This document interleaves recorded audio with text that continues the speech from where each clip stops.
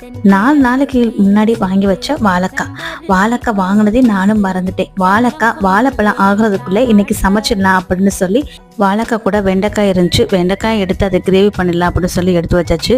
ஆனால் ஃபஸ்ட்டு வந்து பசங்களுக்கு நம்ம லஞ்சுக்கு என்ன கொடுக்கணுமோ அதை ப்ரிப்பேர் பண்ணிடலாம் அப்படின்னு சொல்லி வாழைக்காய் ஒரு பக்கம் ஃப்ரை ஆகிட்டே இருக்குது. அதுக்குள்ளேயும் ஒரு தட்டில் கொஞ்சமாக சாதம் வச்சு அது கொஞ்சம் ஆறின பிறகு அரைக்கீரை பருப்பு கடையில் செஞ்சுருந்தேன். அதை நல்லா பிசைஞ்சு ஒரு டிஃபன் பாக்ஸில் வச்சு கொடுத்துட்டேன். வாழைக்காய் ஃப்ரை வந்து பாப்பாவுக்கு ரொம்ப ரொம்ப பிடிக்கும்.